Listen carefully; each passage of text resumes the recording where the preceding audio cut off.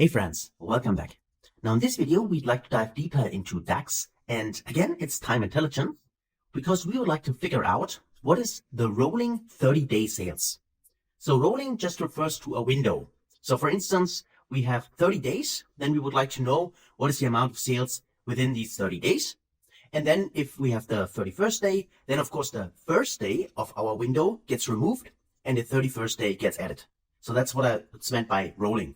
It's like a rolling window. Maybe you've heard this term before. Now let's explore how we can do this in Power BI. So you can see that I renamed my last sheet as scenario analysis, and then I click here on the plus symbol to add a new page. So if you have a little bit more space. So far so good. Now next, we need some kind of, table structure. Again, I'm using the table because I think it's most easy to explain and best to understand with this visual. But of course, as I said before, this can be applied later on to any kind of visual you want. Okay. So let's get started. At first, I want to have my dates because I would like to see a rolling 30 day of sales. So let's do that. Let's click on the date here, click on date, and then we can see here our date hierarchy. In this case, I do not like to see the hierarchy because we are on a daily level. This is why I right click here on my date and I say I'd like to see the individual days. So click here, right click and date. And now we can see here the individual days. The weekday names here are in German. That's again based on my current setting. But of course for you, they should be displayed in your native language. And also, by the way, we have the option, if we select date here, you can see that the column tools here, this window appears. And there you can also specify how you want to format that. So if you want to have a short date here, you can click on short date. And then you would see here this as short dates, right? Without the weekday name. It's up to you how you want to format it, but there are various options in here available. So maybe this one as well. Then it would look like that, right? Up to you what you prefer. So now we get our dates. So far, so good. Next, I'd like to see a KPI. And in my case, you probably know that I will refer to the measures table. And within the measures table, I'm going to use the total sales again. But I'd like to mention one more time that you could, of course, also use total profit, total cost, or any other kind of measure you would like to try. So let me just tick the total sales or drag and drop it in here like that. And I can see here the individual sales. And the goal now is to calculate a rolling 30-day window. So to do this, we need another expression. So let's create a measure. Right click here on the measures table. And then we create a new measure. So click new measure. And then let me just zoom in so you can see that better on your screens. All right, so the measure itself, we're going to name this rolling 30 days sales. Okay, like that. Feel free to choose a better name than I do here. This is not that important, but let's actually get started with the DAX calculation. Always remember, when we need to change the filter context, which in this case we do, we need probably in 99.9% of the cases, we need the calculate function. So this is actually where we get started. So we want to calculate something. So calculate now needs the expression which we want to calculate, and then the filter which modify the context in which the expression is evaluated.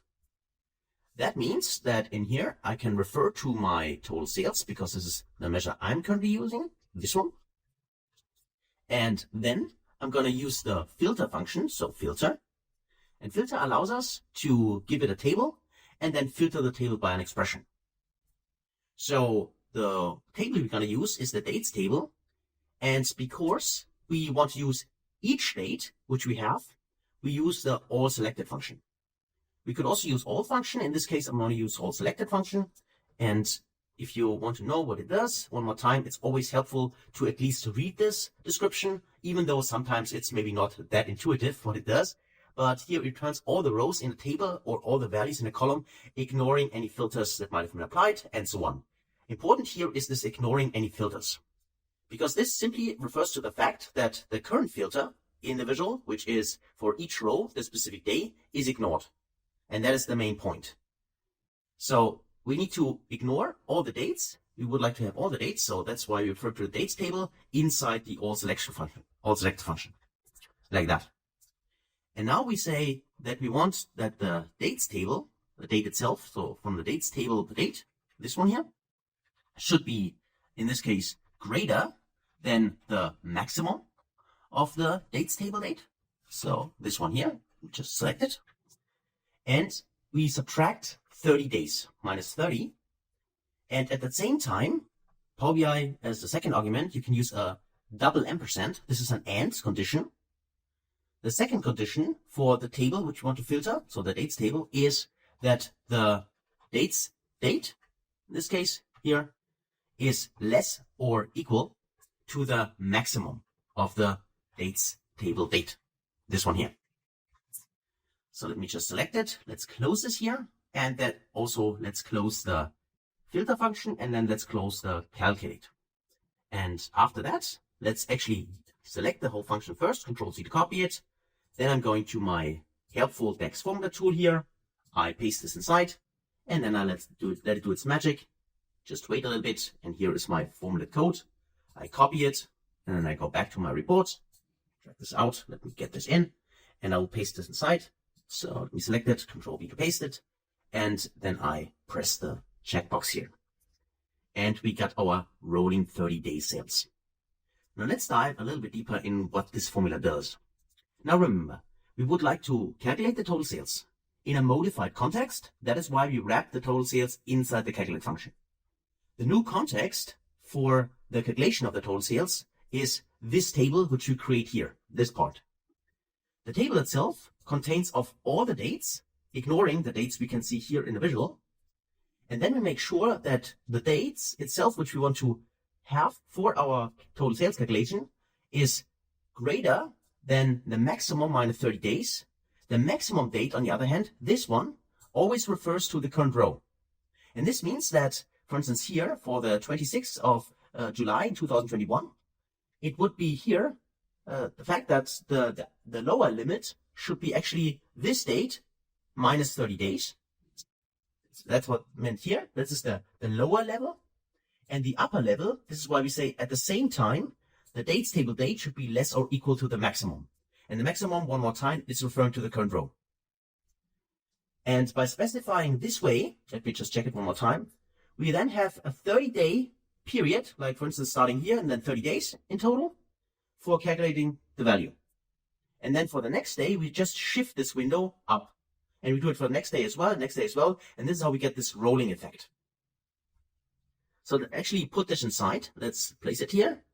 So where is it? The rolling 30 days, here it is. Let's just first select it, make it a dollar symbol, and also make sure it only has 2 decimal numbers. So we have a nice format KPI.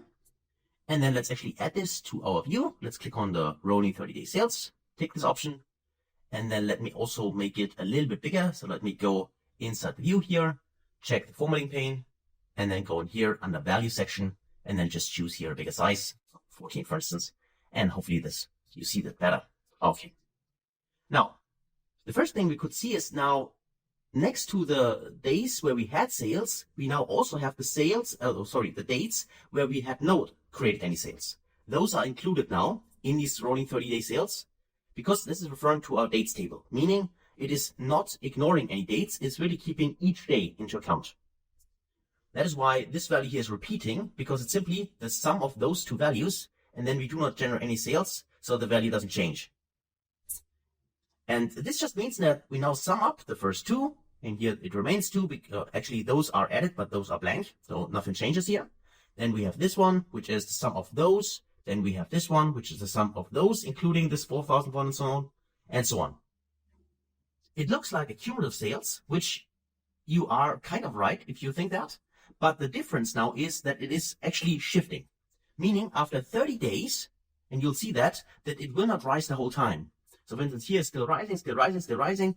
And let's just say here, for instance, right? This one would be example, this one as well.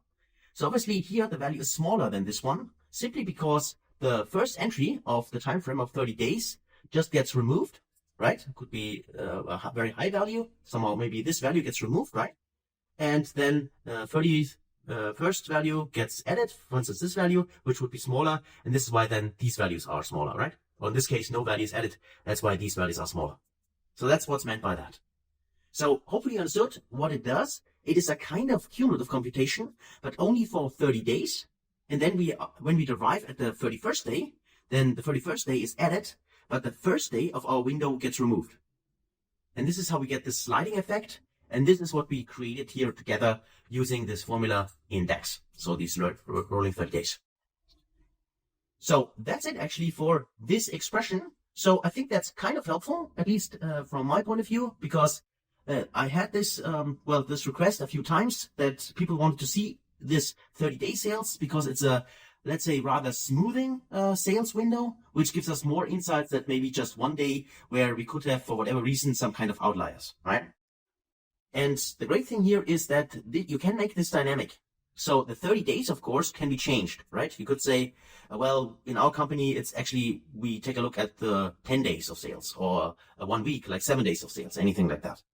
Or remember our scenario analysis, you could also start creating a numerical parameter under modeling, and then use the numeric parameter and put it in here.